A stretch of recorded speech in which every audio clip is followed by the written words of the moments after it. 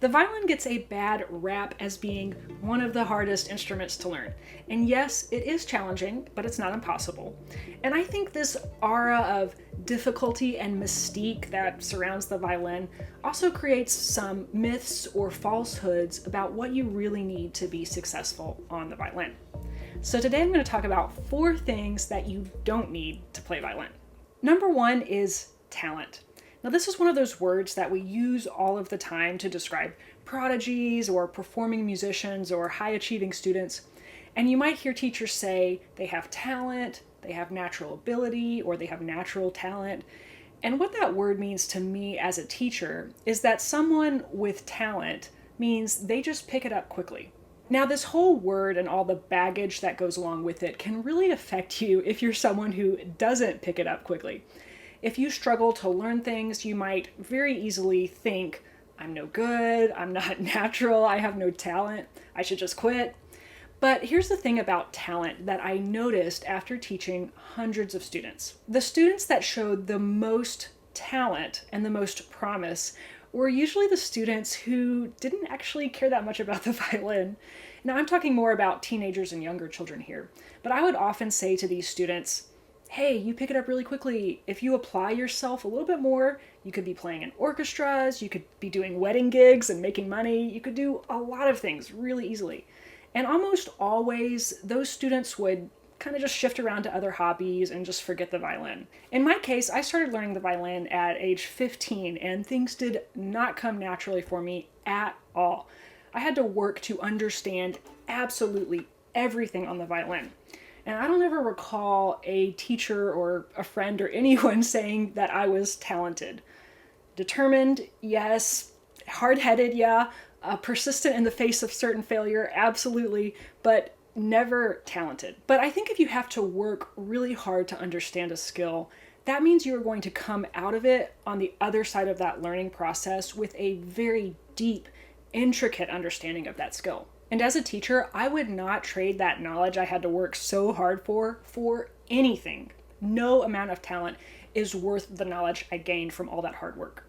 Now, the important thing here is that talent is not enough on its own. You have to do something with it. People who are talented and successful have also put in a lot of time and resources to get to that point. But you do not need talent to be successful on the violin. And I believe that talent is not just something you're born with, it is something you can earn. So let me know what you think about talent in the comments below. I'm curious to hear your thoughts. The second thing that you don't need to learn violin is prior musical knowledge. Now, a lot of people think that since the violin is a little tricky, you need some prior musical experience. And sometimes when people tell me they have no prior musical knowledge, especially on my studio forum or on the comments on the YouTube videos, I can almost sense this kind of apology from them and almost asking like if it's okay to learn violin. And yes, absolutely, you do not need any prior musical knowledge at all to learn the violin. I have students in their 40s, 50s, 60s, 70s who have never played another instrument, never read music in their life, and they are able to pick up the violin and learn all of those things, learn how to read music, learn how to play the instrument, and play the music they love. I also have some people who tell me that the violin is the only instrument they ever wanted to learn. It called them their entire life, and I love that. I love that dedication to this instrument. So you do not need any prior musical knowledge. It is helpful, yes, absolutely. It can be helpful, and a lot of that knowledge will carry over, but it is not necessary. So don't wait until you know more about music to start playing violin. The number 3 thing that you don't need to play violin is perfect pitch. Now, in musical festivals that I would attend and programs and my undergrad and my grad school, there would always be this one person that would, hear a microwave go off and say, oh, that's a B flat. And the rest of us would kind of, roll our eyes and be jealous, really. That's perfect pitch. And you do not need it to learn violin. Now, you can learn to develop really good relative pitch, where you can discern the differences between notes really well. So case in point, I actually had really bad pitch discernment, what some teachers might even call a bad ear. And I think of it as an untrained ear. It's not a bad ear, it just hasn't been trained.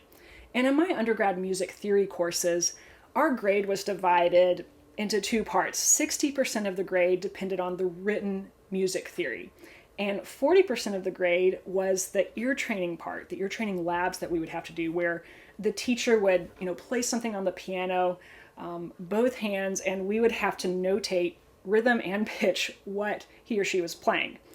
Now, everyone else seemed to be pretty good at this, except me, so maybe everyone else had natural talent, I guess.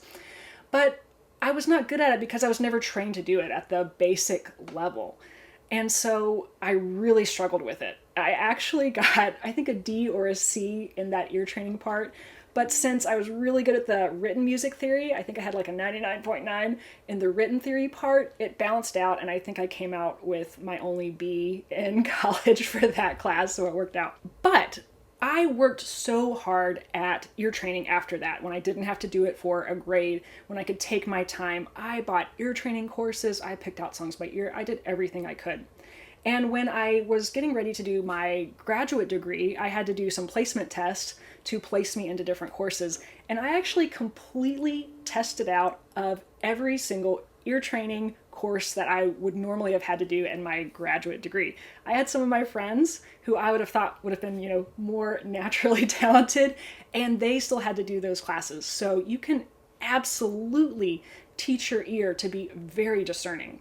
So you can tell I have become a huge proponent of training your ear. It helped me become a much better violinist, and it helped me play a lot more naturally and more relaxed. Now, you don't need to be able to do the really complicated stuff. You don't have to hear someone play harmony and melody on piano and write down everything that they're playing. But I do think every violinist absolutely needs some basic ear training. I want to take a quick break here and tell you about Meadowlark Violin Studio. It's my completely comprehensive one-stop shop for learning violin from scratch. Or you can use it to improve your current violin technique, or fill in any gaps with your learning that you might have missed, like ear training or music theory. Or you can use it as a supplement for private lessons. And I know, as a teacher who has taught private lessons for many, many years, there is never enough time in a private lesson to teach you everything you need to know, and my studio can help you out with that.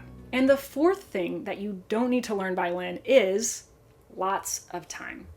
Now, yes, the violin takes time to learn, and you can watch lessons all day, but you have to spend time actually practicing. But you shouldn't put off learning to play violin hoping that one day you will have that time to play, because having all the time in the world isn't necessarily the key to being successful on the violin. It's consistent, focused practice time that makes you successful. And if you have no limit to your practice time, that's great, but on the flip side, it could also be kind of prohibitive or kind of dangerous in a sense, because you don't have to be focused, and you might end up just playing for hours or jumping from one thing to the next and not necessarily making real progress. I think with 20 to 30 minutes of focused practice time, at least 4 days a week on average, you can accomplish a lot. And if you can commit to a somewhat consistent schedule like that, you will make progress if you know how to practice correctly. And I've got another video where I will teach you how to have an ultra focused, super productive practice session in just 20 minutes. And I'll link that video right here so you can watch it next. I'd love to know what you think about these 4 items that you don't need to play violin. Do you think you need them? Are they helpful? Or have you been able to push past these and play the music you love? Let me know in the comments below. I'm Laura from Meadowlark Violin. Happy practicing.